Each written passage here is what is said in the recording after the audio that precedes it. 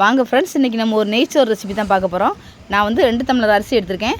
அரிசியை நல்லா ஒரு 20 நிமிஷம் நல்லா ஊற வச்சுருக்கோம். அதுக்கப்புறமா ஒரு குக்கர் அடுப்பில் வச்சுட்டு கொஞ்சம் நெய்யும் கொஞ்சம் டால்டாவும் சேர்த்துருக்கோம்.